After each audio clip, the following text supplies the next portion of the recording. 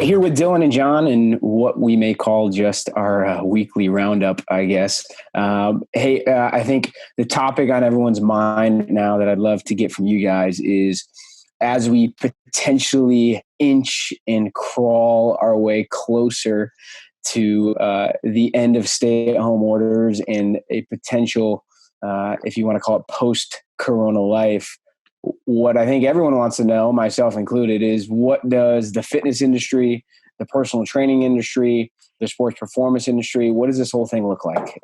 What are some of the things we should all be thinking about?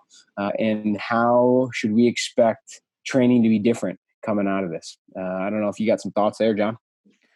Well, I think that we are all kind of in limbo and waiting on specifics of how to re-enter, how we're going to get back to business in phase 1, phase 2, whatever that process looks like, into a sort of a leak of, I don't know how many people are going to be in the building, how much room you're going to have between each individual.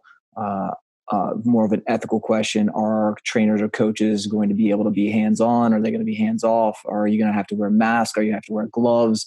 There's a lot of specifics or questions left to be answered, I think, into what the details are. But it should be interesting. And I think everybody, for the most part, is probably, my guess is everybody's going to err on the side of conservative and caution, whether that's maybe starting a little bit later than what's deemed okay, or to start with a little bit more overkill as far as cleanliness and sanitation. I don't know. What do you guys think?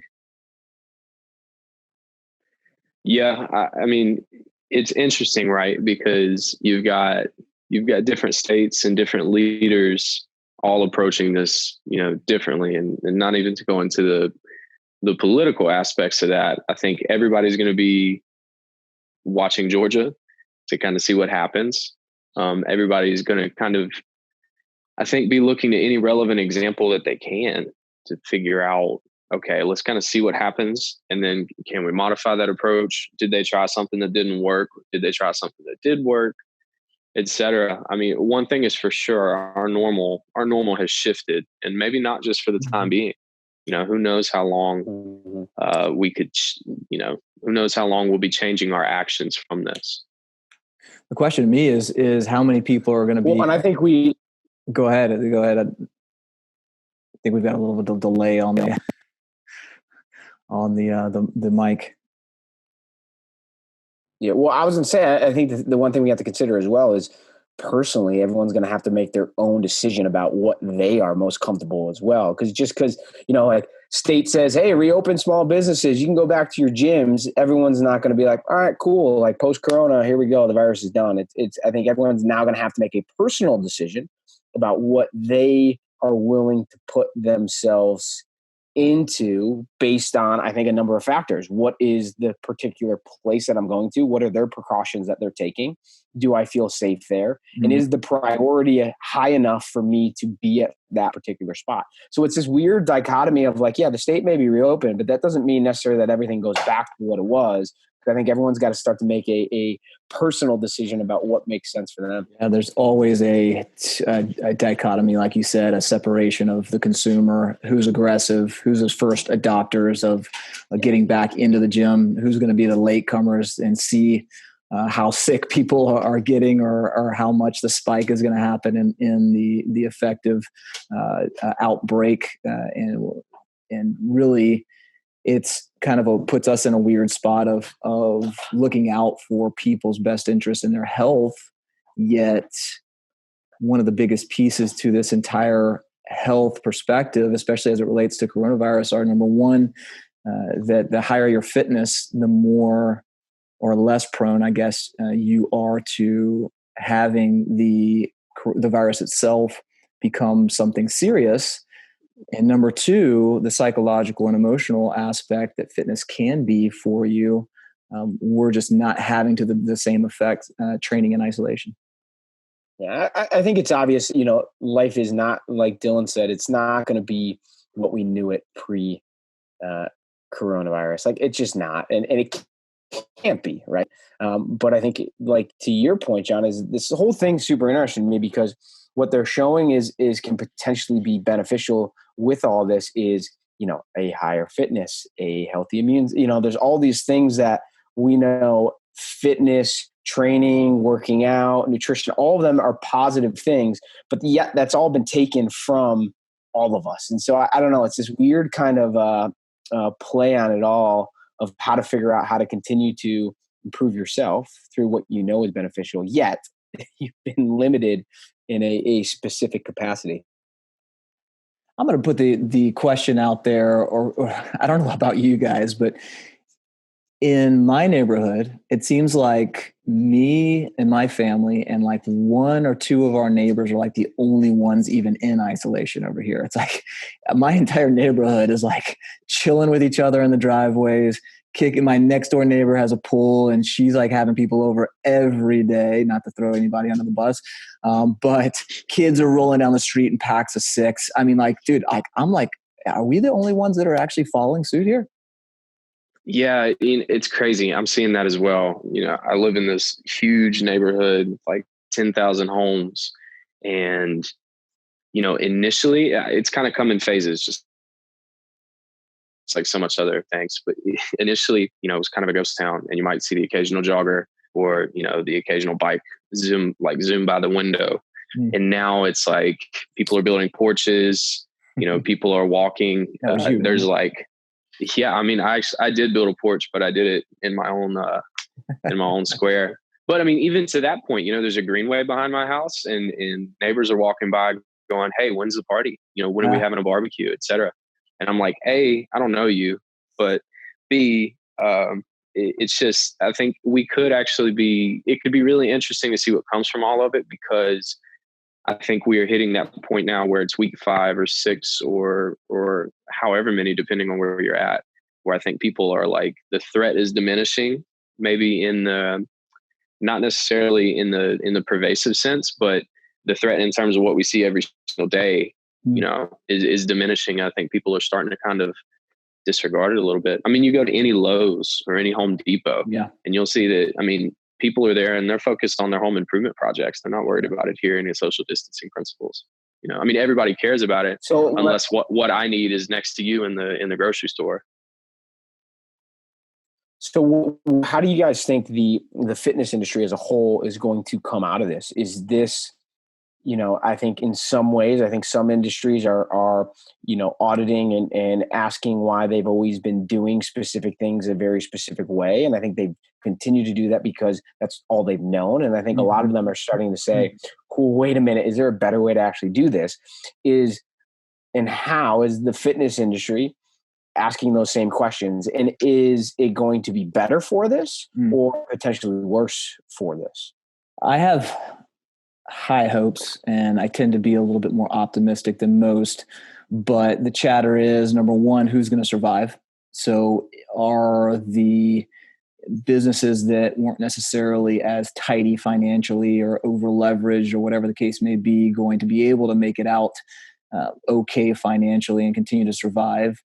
B, are the industries or the portions of the industry that are going to be tougher to get back within kind of the 90-day window? A lot of people in the professionals in the industry are talking about this 90-day window. Once you re-enter, the first goal or the first hurdle is getting back into the gym. The second goal is really being able to survive the next 90 days when there's going to be so many ups and downs. And then what is your model beyond that? And within the first 90 days, we know that boutique studios, small square footage, high quantity of consumers or clients that are actually coming in there are going to struggle. And then the huge 20, 30, 40,000 square foot facilities that have to create this separation of clients so that they're not going to be able to have the quantity that they need to fulfill the obligation financially. They're going to be struggling as well, in theory. Now, all of that, of course, is in theory. We've seen a couple of big box franchises starting to go into a bankruptcy process. So the rumors have it, but we haven't really seen anything concrete come out of this, and we're all just guessing. But I'm optimistic that, number one, people are going to take a second guess, take a second look at where they are in their fitness pursuit as it relates to gym memberships. And they're going to go one of two directions. Either I'm finding out that I didn't need the gym whatsoever, and I'm cool with working out by myself at home, or my membership was not up to the level that I actually needed, and I need more value out of my membership. So I'm going to go into a more intimate, more high quality, more high value type of environment. Is that service still an option post-corona, though? The opportunity to get a high touch, high quality, high value product service in a environment that is actually telling you to avoid that specific thing? I mean, we're certainly going to try to push that envelope, not push the envelope as far as the boundaries of health, but more so push the envelope of what we do well. We say it all the time, right? Coaching is our forte, and we coach the crap out of people every single day. And all three of us on here, you guys both are deeply rooted into the general population, adult fitness side of things. I tend to spend more of my time on the sports performance side, but you guys have all spent an immense amount of time in sports performance. And I guess the point is, the essence of a lot of sports performance is coaching from distance, right? Being able to utilize and develop yourself and your coaching chops through the communication and the language from a distance. Is hands-on touch going to be a thing of the past where nobody's going to go back to it? I highly doubt it. I think that that's just too big of a skill set that people are going to need, and that we know psychologically, emotionally, physiologically is just too valuable that we cannot get back to it. Maybe a little bit, but I just see the better coaches coming out better for this, because they're gonna the lower quality by way of not communicating appropriate directives for their clientele. They're gonna get found out, and then the kind of cream starts to rise to the top. We'll cross our fingers. Yeah, I'd say that's spot on in a few different ways. I think what we'll see ultimately is kind of a desaturation of the fitness industry, because this is really taking its toll, and it's really hit hard any kind of fitness business out there that didn't have some kind of system or some kind of 21st century, knowledge or ability to pivot into that. I mean, imagine what things could have looked like if we had no social media presence or no virtual audience. And then imagine how many businesses out there, really successful brick and mortar gyms, that may not have that. I know Charlotte's a very virtual fitness oriented city and market, but I mean, what about other cities out there? So I think ultimately, this is going to push maybe the independent, like Joe Blow trainer. It might push him into sales or something like that, and the coaches that are really talented in real life, I think are going to have to figure out if they've had any kind of disregard for, what, and I use that term virtual loosely, but any kind of disregard for that, or they think like, okay, that's a cool thing, but not really necessary. Well, this has kind of completely disrupted that thought process. So I think that the brands and the businesses that haven't been able to pivot, are probably going to struggle really coming out of this, whereas a lot will come out stronger if they play their cards right. I think the interesting piece is going to be what brands, companies, businesses, whatever you want to call it, are able to utilize some of the potential success and progress they've made during this whole process. I can integrate that into a business model that they had pre-coronavirus as well. Because I think we all can agree, it's not that the business model pre-coronavirus wasn't well done, wasn't efficient. It just wasn't efficient and appropriate for the environment that our world currently faces. So there's got to be an integration of those two that I think is critical to ultimately provide the best service for everyone. Adapt or die, right? Mm-hmm. Yeah. What would you say you guys have personally, maybe through this experience, or just through talking with clients and athletes? What do you think you've learned about just the overall training process during this time? Is it that maybe we were or the whole fitness industry had too much fluff, and now we've been forced to really focus on what actually matters to get results in maybe shortened timeframes or things like that? Is there anything that comes top of mind of like, man, this whole virus has forced me to change the way I approach actual training, but in that it's forced me to get more simple, which ultimately has allowed me to be more effective? I think there's a lot of truth to that. For me, the first thing that is, as you were posing that question, the first thing that popped in my head was how proud I am of our clientele to really be able to take away what they're learning inside of the gym and being able to reproduce it on their own. I had a conversation last night with probably our oldest, by age-wise, oldest client, and literally was talking to him about the program that I had just set up for him and was going to go over it. And before I could even start explaining day one, circuit one, exercise one, he was already telling me what he was going to do weight-wise and technique-wise of what he was going to focus on every single exercise. I mean, he was running it down on the gambit. Even ones that maybe I wasn't doing a good enough job of giving him the independence and autonomy to be able to learn on his own.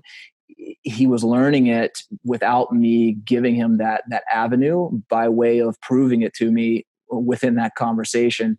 And man, it is really something to be able to not really ever have to ask that question of like, well, just how well do our clients know how to train? And I think that this is a great opportunity to be able to prove that. And for me, that was a great piece of success. So first off, understanding which one of your clients are actually taking away the coaching and the information, the education that we're actually posing is huge. Number two, from a simplification aspect, I think that all of a sudden it's a great thing for us. It's something that you preach all the time is, the foundation, the fundamentals, the basics. And we do it over and over and over again. And a lot of times we get caught up in the entertainment aspect and making sure that we vary up things all the time so that not necessarily all the time, but enough so that the clients are actually a little bit entertained and not getting bored. Well, I've seen this kind of resurrection of the client understanding and appreciating the fundamentals to its degree and allowing themselves to sit back and appreciate really the repetition of what's going to create success, not worry so much about variation because ultimately they don't have the tools for variation, right? So they're really honed in on just getting repetition on the fundamentals and appreciating that. And I think several people are seeing some and surprised by some effects that it's having on them. Yeah. I mean, in that same vein, people are forced to go outside of their comfort zones in a certain way as well. Not necessarily in the sense of they're trying exercises that they shouldn't be, but I think that, people that normally would have stayed away from running because that seemed intimidating or what have you. Well, when everything else kind of fades away and that's one of the only options that you have, it can kind of force your hand in, pretty positive ways. I've talked with people that hated running and now it's like they look forward to it because it's a healthy, safe excuse to get out of their house and get some time to connect, with themselves and the world around them. So I think that it's really interesting to see just what kind of shifts will take place from this. I will say this, I think the conversation around training as a whole, like on the most broad level, has advanced because there's been an evolution of sorts where people have kind of realized, but number one, oftentimes the only thing stopping you is yourself, in the sense of the amount of resources and everything and all of these programs where you literally only need like a 6x6 square foot, piece of floor to get it done. I think that people have kind of understood that, simple is effective and that willpower and habit and appreciation for all of the non-flashy things is on the forefront. So I think that's positive overall. Yeah, for sure. I think a big thing, at least on my end, has been that I've seen through this that there's two types of people, and we know this as well, right? That kind of growth versus the fixed mindset of sorts. Of the growth mindset is, hey, although this isn't ideal, this is an opportunity to, like you said, Dylan, maybe I haven't given running a chance, but that's what I have now. So why don't I build out my ability to focus on the conditioning side of things? Or, hey, I've neglected flexibility and mobility for forever. Now maybe is the time to focus on that. Or you get the fixed mindset that says like, hey, this whole world has been flipped upside down. I don't know what to do and I can't do anything. So I just resort to not doing anything at all. And I think it's like you said, of potentially made people reflect on where they fall along those specific paths and understand, because let's be honest, there has been no short of resources to exercise and do stuff during this entire time, whether that's from us, whether that's from anyone else who's ever had any sort of fitness background, right? You can find some sort of resource to exercise. So it can't be, hey, I haven't had the resources to be successful. What it can be, though, is that your mindset around what you're actually trying to accomplish, your ability to potentially reframe what this whole thing looks like and being okay with it looking a little bit different. And I think it brings to light something that I've always naturally believed in, is I think training has to have a natural ebb and flow to it, right? It can't always be 12 straight months of 4 days a week of the same stuff. I think there has to be a natural, hey, maybe for these 4 weeks, I want to focus on conditioning. Maybe these 4 weeks, I'm going to focus on the flexibility, mobility side. Hey, it's winter. I'm inside a little bit more. Let's really hit the strength side of things and work on getting stronger. I think there has to be a quote unquote seasons of lifting of sorts. And I think this has just provided a natural kind of loading period for people. I'll throw it over to you, man. I'll turn the table. What has it been for you training wise? Same thing with you, Dylan. I think we're in all three kind of different specific scenarios as a personal perspective on maybe family, age. You guys are closer to age with each other. I'm almost 40. I'm about to have my second child. Billy just had his first. Dylan, no children. What has the fitness endeavor been like for this time in isolation? Go ahead, Bill. Well, I would say for me, it's been a couple things. I've always gravitated towards sports. So my conditioning has always been in the form of sports.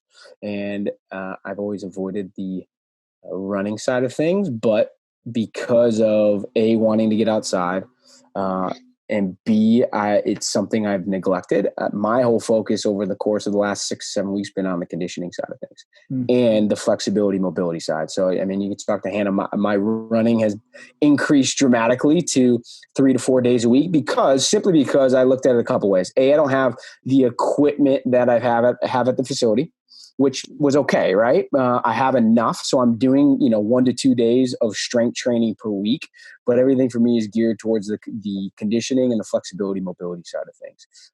And that's been for a number of reasons. Efficiency with the child, right? I have minimal time because I got to help Hannah and I want to be present with that. So how can I make the biggest bang for my buck? Well, I can get outside and get some sunlight and I can do some running and things that way. So that's kind of been what I've personally gravitated towards.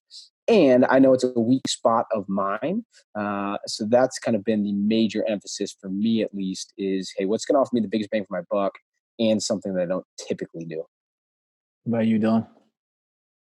It's crazy that you say that. Actually, I'm pretty notorious, and I'm sure some clients that listen to this might laugh because we've had this conversation.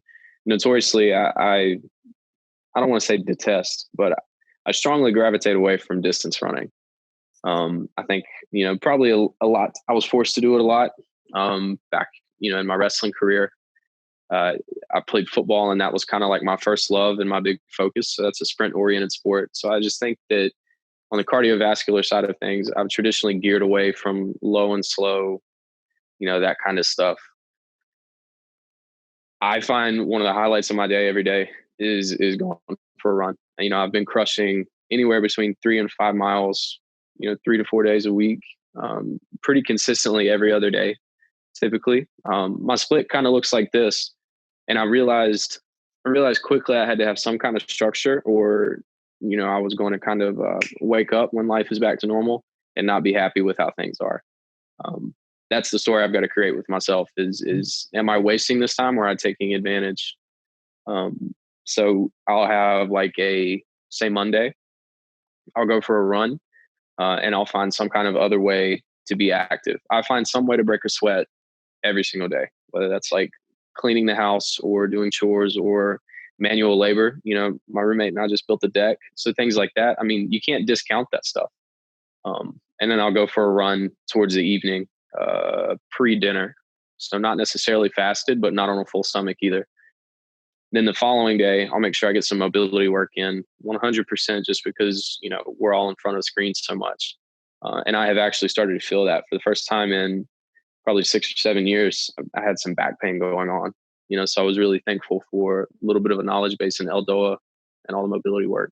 So it's pretty consistent with that. I'll really try to find some kind of way to get active in a non-traditional way, like shoveling something up, moving around, furniture or things in storage or in the attic, things of that nature. I'm moving consciously, but it may not necessarily be the most structured thing. It's not like I'm setting a clock for 90 minutes. I love it. I love it. For me, man, it's all about movement frequency, small little doses, several times a day, days on end in a row. And I'm talking about less than 30 minutes at a time, usually about 15 to 20 minutes, whether it's, I got a decent amount of strength equipment here, but it's jumping in and doing a couple of circuits in from a strength variety, a traditional sense. I do have a bike, doing a couple of intervals on the bike, or like you said, Dylan, man, every excuse to be outside, as a caretaker for a 4-year-old, making sure that he's outside as well. So we're having fun ripping up our backyard, carrying stuff, shoveling stuff, raking stuff by hand, all of the above, man. And it feels really, really good to be frequent in movement, to be, to put these things together that is both formal and traditional and more natural and quote unquote functional. And I'm really enjoying this piece of the pie, and so many other things too. We tend to find gravity towards complaining about things. Man, I'm really, really enjoying that piece of it. So tons of walks, unfortunately I haven't been able to get out and do many jogs because of an ankle injury, but man, it's been real and different and unique, but super, super satisfying in a lot of ways.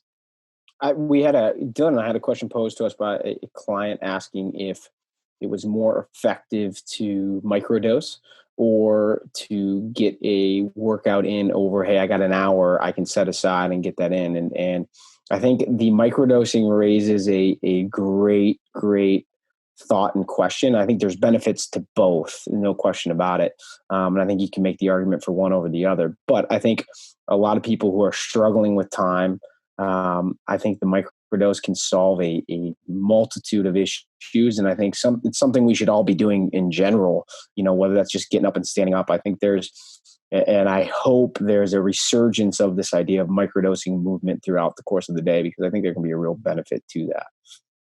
It's just, we only have so much attention, and not just attention span, but just attention capacity on a whole in a given 24 hours. And I think that naturally in this state, in a normal state outside of isolation, we have so many different directions that we are in, that once you're into training and into the gym or into your run or into your workout, you have to stay there for the hour or whatever your time frame actually is.